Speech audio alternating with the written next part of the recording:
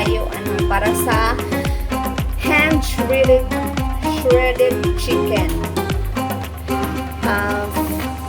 First method is boil some water together. This is already the water and the broth, the chicken broth, and then broth, and then put all together this one, the parsley or the coriander, and then the spring onions, put together in one go.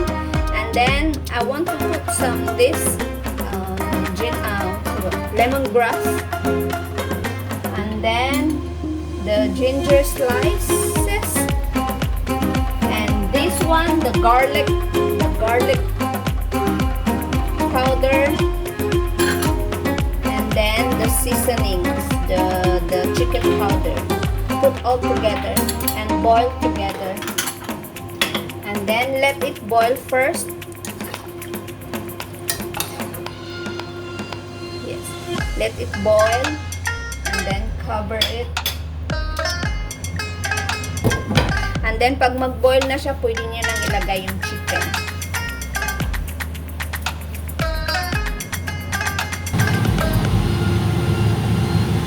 Ayan na.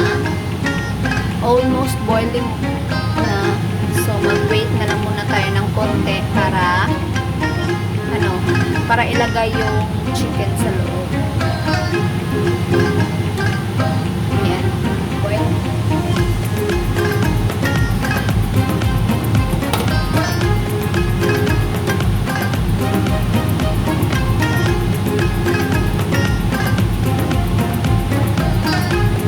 Make sure na yung chicken niya talaga nakalublog. Yung water naka-cover talaga sa chicken. Okay? So, yan. And then, simmer for at least 30 minutes in a very, very, very low flame.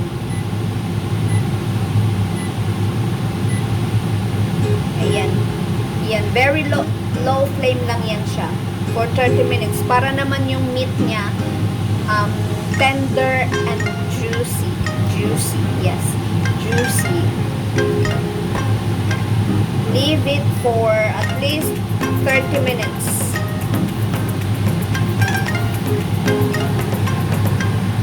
While waiting for the chicken na maglambot siya, gagawin muna natin tong mini cucumber.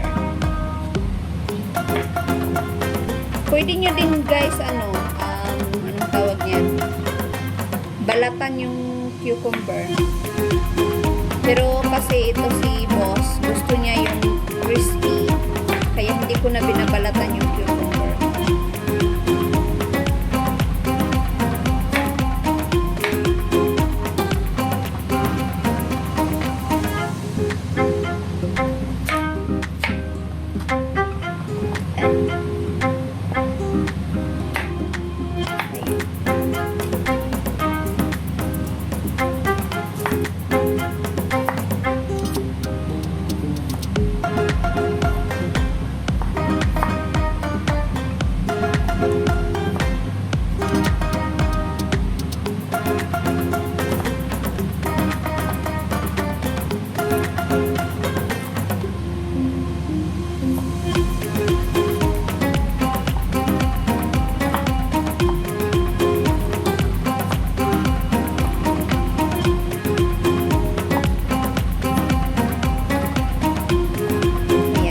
Siya guys, this one, ganyan siya hanggang ito lahat.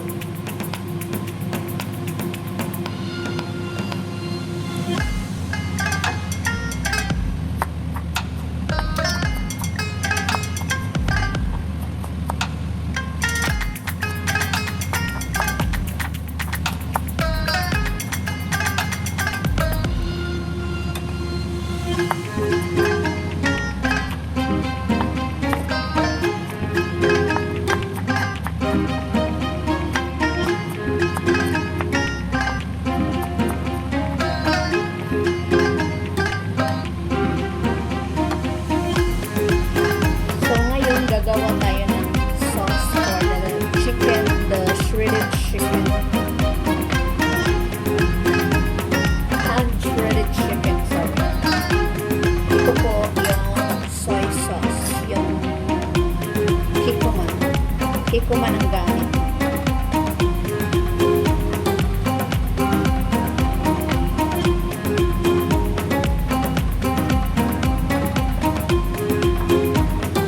Then, sesame oil. Sesame oil rather. Sesame oil. Ayan. Sesame oil. Mas maraming sesame oil, mas masarap.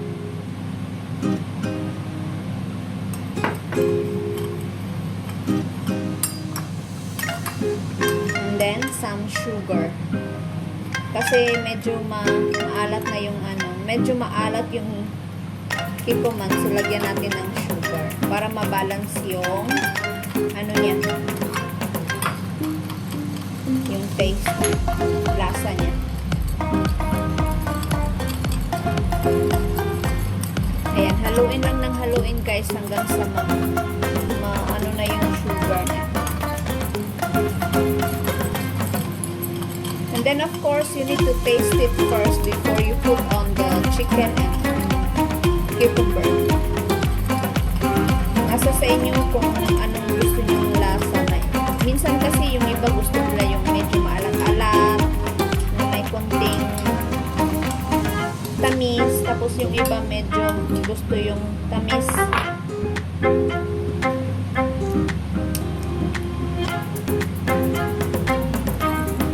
Yan.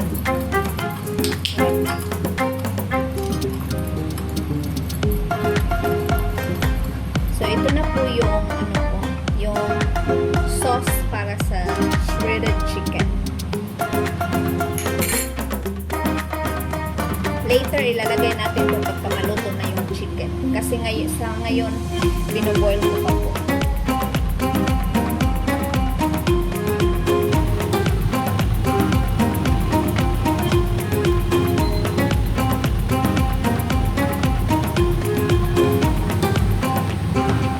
Ayan na po.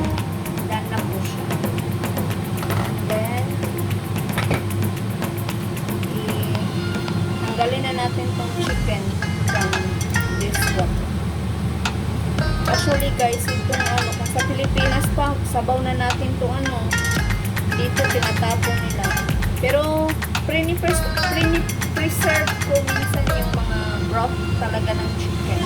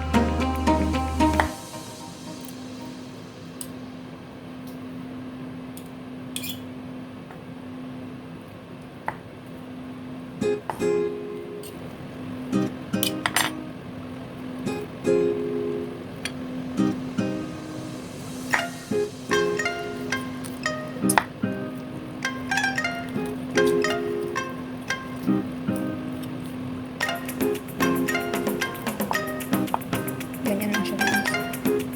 Sobrang init.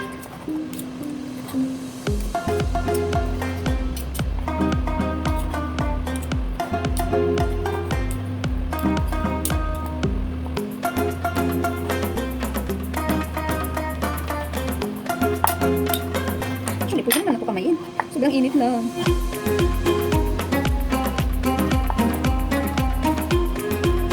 Ito yung paborito ng mga one of their favorite mga chikwa.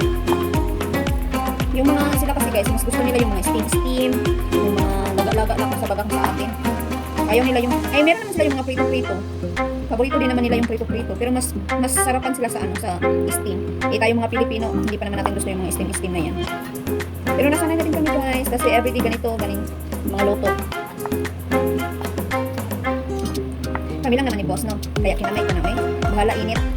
Hindi ko bala na naman kamot sa sa init. Ayan. Hindi siya guys. Hindi siya pwede makamay-kamay. So ayan, tapos ko na shred yung chicken meat. So ilalagay na natin to sa dito sa ayan.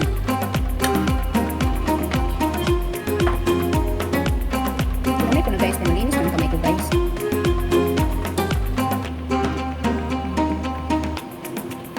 One of their favorite. And then let's put the sauce. Yung ginawa ko kanina na sauce. Very simple lang guys, ganito lang kasimple. Actually, simple lang naman talaga magluto. Yung pag-prepare lang talaga ng mga ricados and everything ang pinakamahirap. Kasi pag magluto pa na, lagay na diretso, diba? Yan. And then sprinkle with this sesame oil, and the sesame seed rather. This is the result of chicken shredded to my boss, one of his favorite. Ay, namiss na siguro yung asawa niya kaya ako pinaluto ng ganito. Kasi ganito yung ginagawa ng asawa niya before.